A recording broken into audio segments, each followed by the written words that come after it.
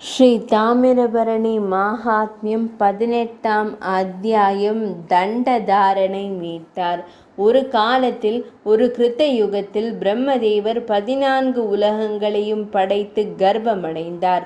ஒரு அசுரன் வந்து 4 வேதங்களையும் எடுத்துக்கொண்டு பாதாளத்திற்கு சென்றான். வேதங்கள் இல்லாத நிலையில் பிரம்மதேவர் படைப்பு தொழிலை மேற்கொண்டு செய்ய இயலாமல் 100 ஆண்டுகள் மிகவும் சோகமாக இருந்தார். அவர் உணர்ந்தார், மனம், பேச்சு மற்றும் செயல் தூய்மையாக இல்லாத, ஆணவம் மற்றும் பாகுபாடு இல்லாத ஒருவருக்கு உப்பு நிலத்திலிருந்து எந்த விளை பொருளும் உருவாகாதது போல எந்த நன்மையும் நடக்காது. அனைத்து ஜீவாத்மாக்களையும் சமமாக பார்த்து கர்ப்பத்திலிருந்து விடுபட்ட பெரிய ஆத்மாக்களுக்கு அனிமா போன்ற 8 சித்திகளும் சாதனைகளும் தானாகவே அவற்றை தேடும். ஆபத்தை எதிர்கொள்ளும் போது நிவாரணத்திற்காக பகவான் ஸ்ரீ மகாவிஷ்ணுவை வணங்க வேண்டும். பிரம்மதேவர் இவ்வாறு முடிவு செய்து தியானத்தில் அமர்ந்தார். அந்த நேரத்தில் ஒரு அழகில்லாத குறைபாடுள்ள பெண் திடீரென்று அவரது முகத்திலிருந்து வெளிப்பட்டார்.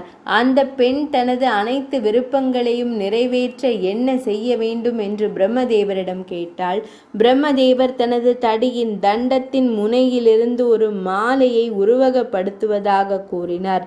மாலை தரையில் விழும் இடத்தில் அவள் தவம் செய்ய வேண்டும். தாமசி என்ற பெண் மாலையை அது கடலின் கரையில் நிற்கும் வரை பின்தொடர்ந்தாள்.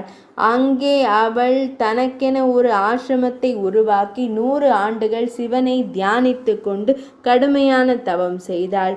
சிவபெருமான் தோன்றி 3 உலகங்களிலும் உள்ள ஒவ்வொரு ஆணுக்கும் தன்னை கவர்ந்திழுக்கும் ஒரு வரத்தை அவள் நாடினாள். அவள் விரும்பும் அனைத்து பொருட்களை உடனடியாக பெற வேண்டும். அவள் எப்போதும் இளமையாகவும் அழகாகவும் இருக்க வேண்டும். சிவபெருமான் வரங்களை அருளினார். தாமசி இளமையாலும் கல்வியாலும் அழகாக ஆனாள்.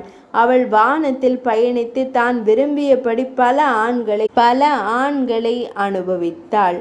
பின்னர் பிரம்மதேவர் தனது தடியால் தண்டத்தால் பூமியில் தவம் செய்வதற்கு ஏற்ற இடத்தை தேடச் சொன்னார். அதை இறுதிச் சடங்கு நெருப்பால் தொடக்கூடாது. தண்டா மன்மதனை போல் தோற்றமளிக்கும் ஒரு அழகான பிரம்மச்சாரியின் வடிவத்தை எடுத்தாள். பூமியில் தனது பயணத்தின் போது ரதிதேவியை போல் தோற்றமளிக்கும் தாமசியின் மீது தனது விழிகளை பதித்தார். அவர் அவள் மீது மையல் கொண்டு அவளை திருக்கரம் பற்றி திருமணம் செய்து கொண்டார். தண்டா நீண்ட காலமாக திரும்பாத போது தண்டா தனக்கு ஒதுக்கப்பட்ட கடமையிலிருந்து விலகிச் சென்றதை கண்டார்.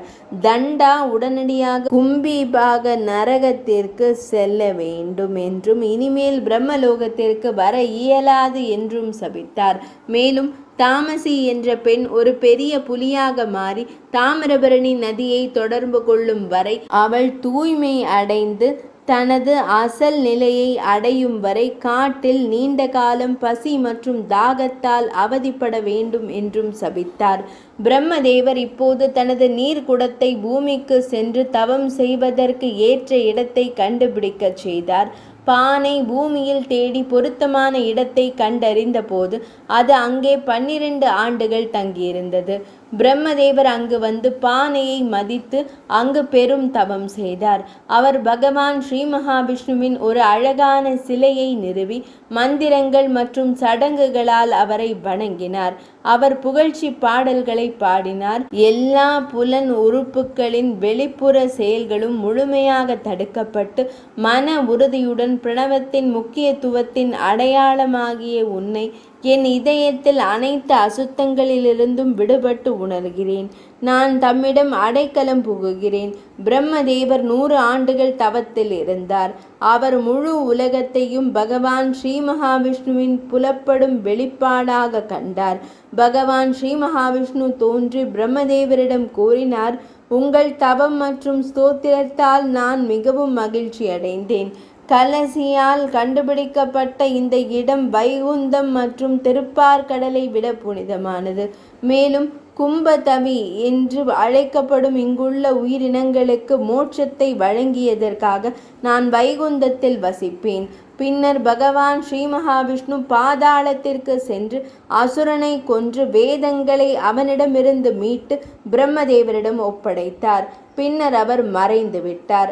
தண்டதாரன் வந்து பிரம்மதேவரை வணங்கி சாபத்தை நீக்குமாறு கெஞ்சினான். பிரம்மதேவர் கூறினார், நல்லொழுக்கம் உள்ளவர்கள் தீயவர்களுடன் பழகுவதன் மூலம் துன்பப்படுகிறார்கள். ஞானிகள் அதற்காக துன்பப்படுவதில்லை.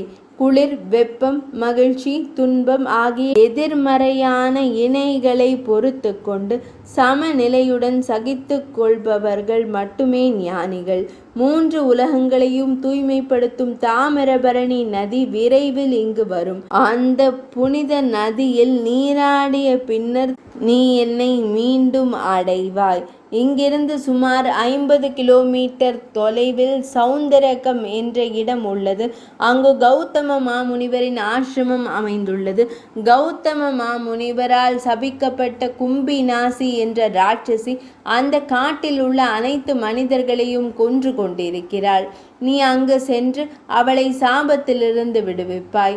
தாமிரபரணி அங்கு வரும் வரை, நாம் மீண்டும் சந்திக்கும் வரை நீ சிவபெருமானை வணங்குவாய்.